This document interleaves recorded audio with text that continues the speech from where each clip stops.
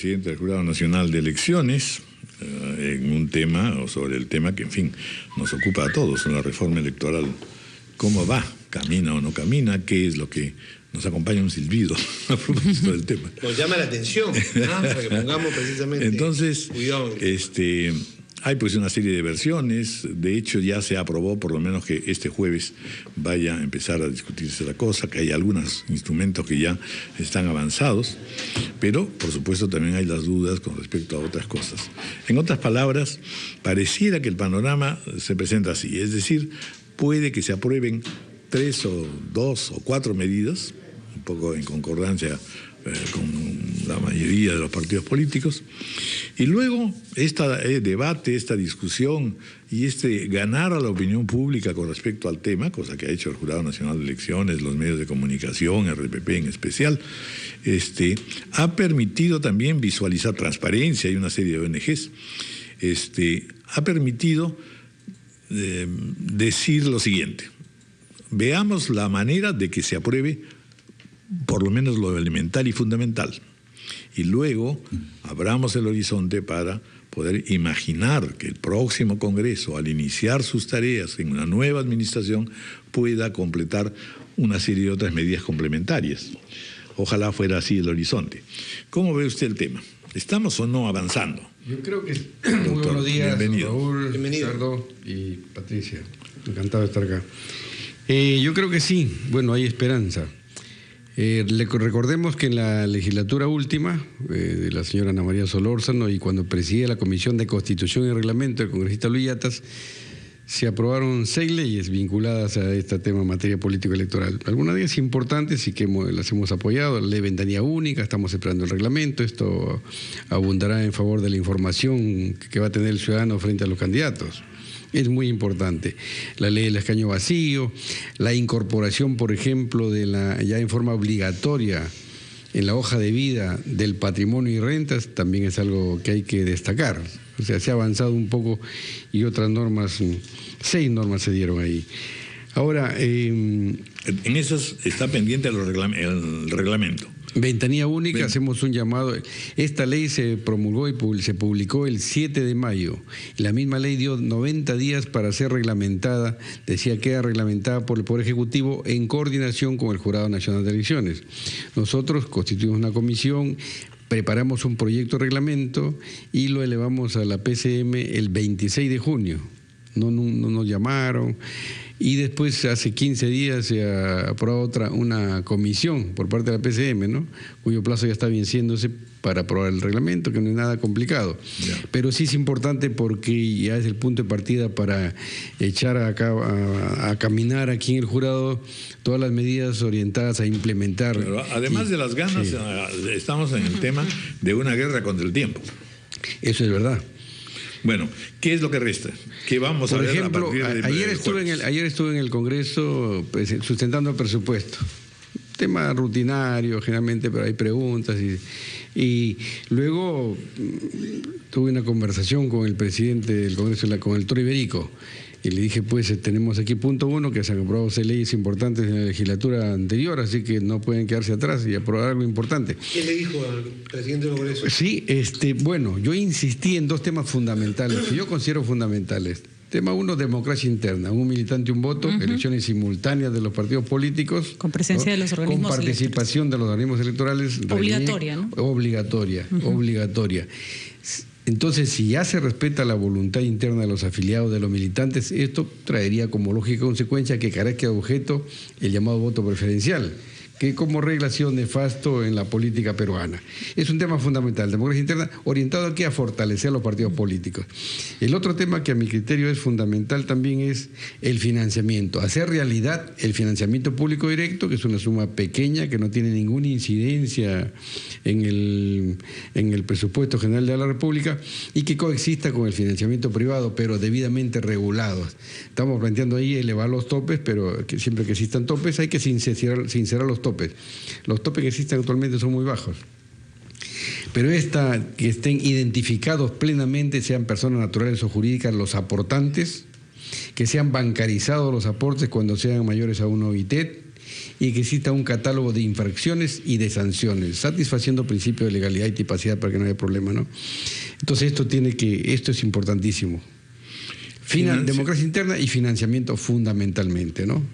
Y en esta parte del financiamiento del Estado también daría, digamos, un dinero, habilitaría fondos, o cómo colaboraría con los partidos. Con los partidos se dice ahí pues que a través de una fórmula matemática son 60 millones en 5 años, son 12 millones de soles aproximadamente por cada año. Esto se distribuye en proporción a los votos alcanzados por cada partido político y sirve para que tengan sus comités abiertos, hagan trabajo político de valores ciudadanos, democráticos, formen cuadros y existan como partidos. Recordemos que el 2013 hicimos un estudio ahí en el jurado sobre cómo estaban los comités en toda la República, de los partidos políticos inscritos, y la verdad solamente el 20% funcionaba, salvo los partidos nuevos que... Todos los demás eran ánimas vivas, o ánimas de vivos. O sea, se satisface con la formalidad, con la exigencia de tener comités abiertos, pero para efecto de la inscripción y luego no hay fondo, ¿no? Esto contribuye, es importante.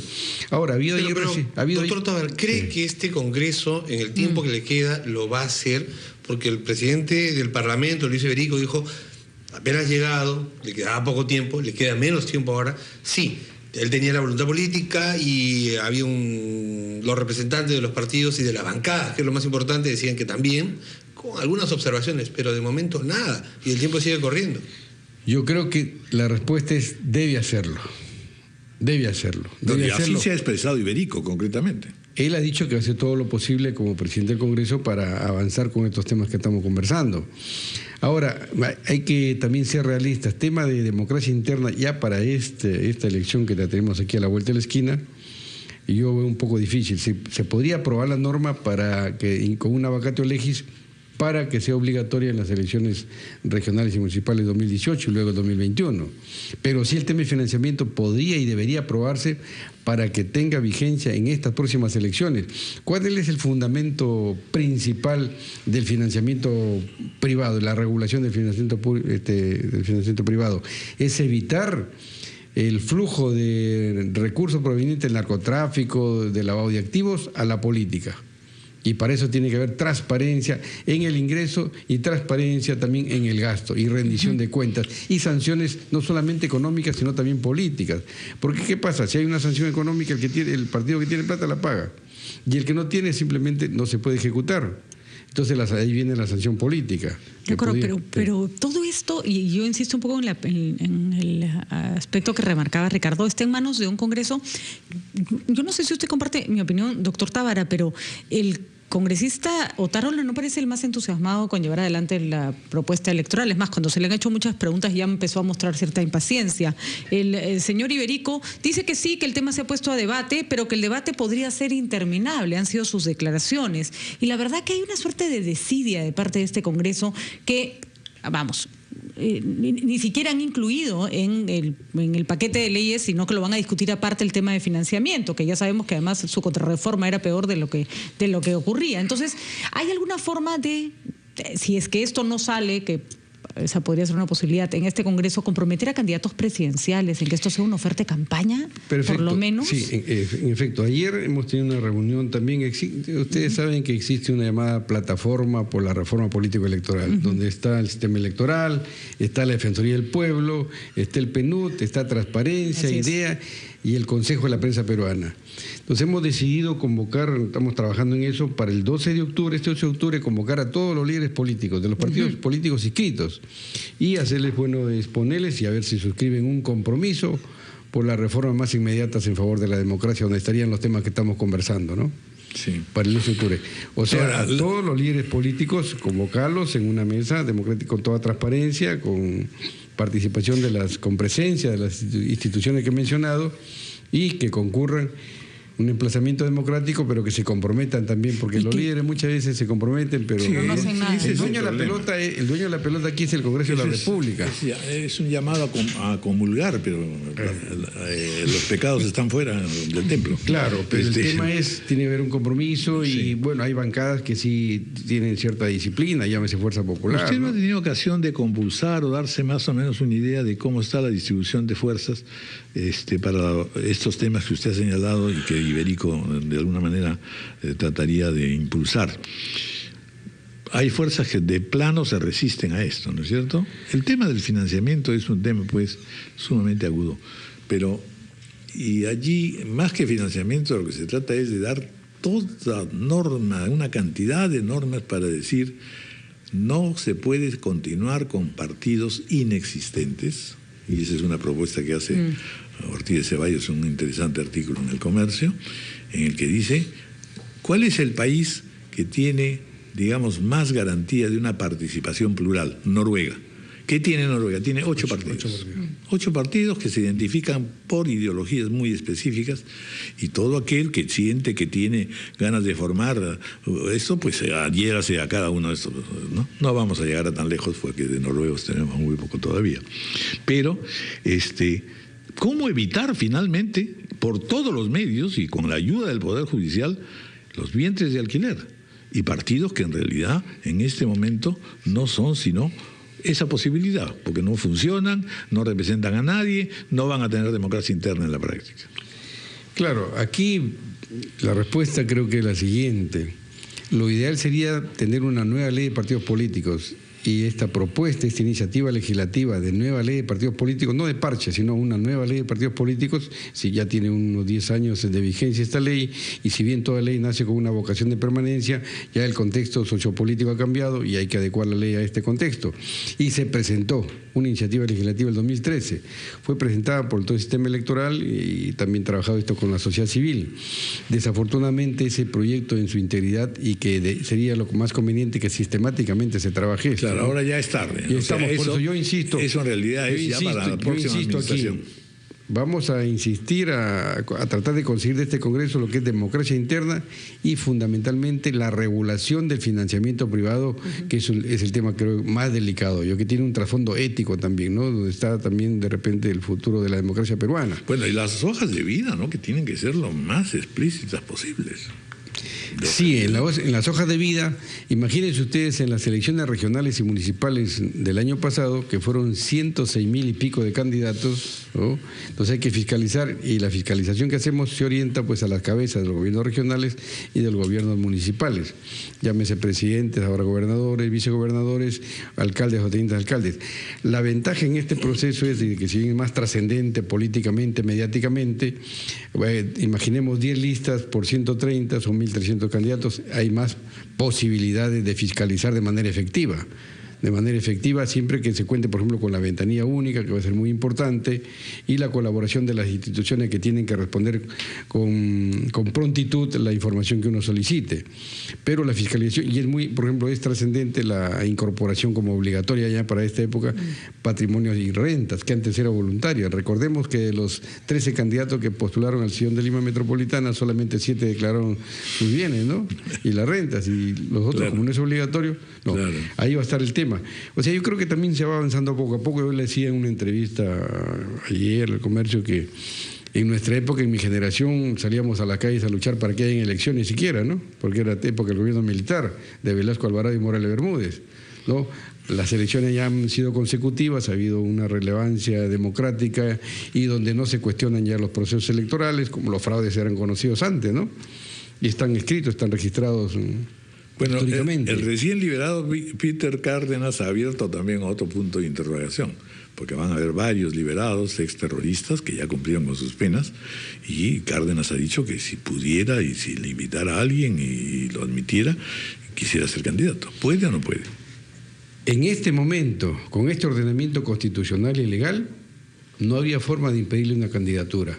Pero ahí me viene a colación, hemos presentado últimamente, el 7 de agosto, hemos presentado una nueva iniciativa legislativa al Congreso de la República para impedir que los ciudadanos que tengan una sentencia por delito doloso puedan acceder, cualquier tipo de delito doloso, como sucede con el abogado que quiere ser juez, el que quiere ser fiscal, el que quiere ser notario, si hay antecedentes en la normativa, no se diga que esto es inconstitucional.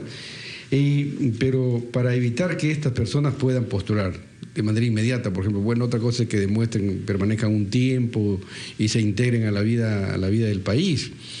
Pero yo creo que la democracia tiene derecho a defenderse.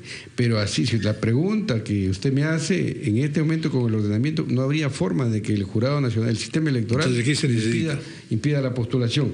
Ahora, En el proyecto que se va a ver el día jueves, dice lo siguiente del proyecto del Congreso, ¿no? Dice, por ejemplo, en los artículos iniciales, los fundadores del partido no podrán estar procesados o condenados por delito de terrorismo o tráfico de drogas. Entonces esto, cuando se me dice, doctor, usted me trae una propuesta inconstitucional porque está impidiendo que gente que ya cumplió su condena pueda postular, pero aquí me están dando la razón. Además debía ingresarse no solamente a los fundadores, sino también a los dirigentes, ¿no? Entonces es cuestión de conversar y compatibilizar estas propuestas con las sentencias del Tribunal Constitucional, que hemos tratado de hacerlo, y con la sentencia que tiene el Sistema Interamericano de Derechos Humanos, ¿no?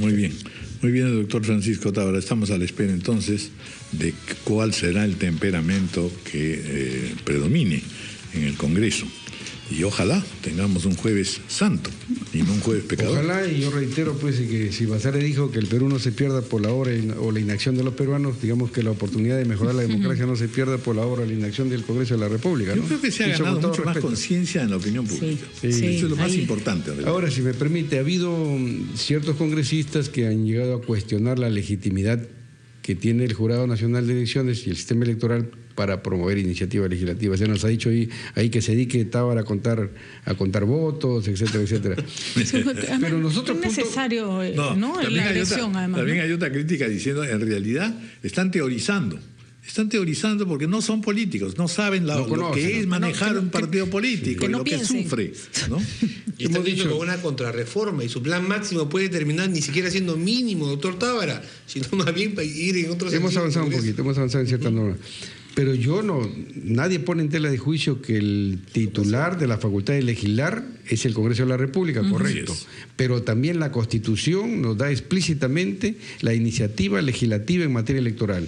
Y lo que estamos haciendo es hacer ejercicio responsable de estas iniciativas legislativas que tienen como objetivo tratar de mejorar la democracia que estamos construyendo todos, gobernantes y gobernados. Y aquí yo destaco el rol de la prensa, el apoyo que es fundamental, que recoge las inquietudes de la ciudadanía por mejorar esta democracia, ¿no? Muy bien, doctor Francisco Tábara, como siempre, muchas gracias por haber estado con nosotros. 8:37 de la mañana, vamos a hacer una pausa.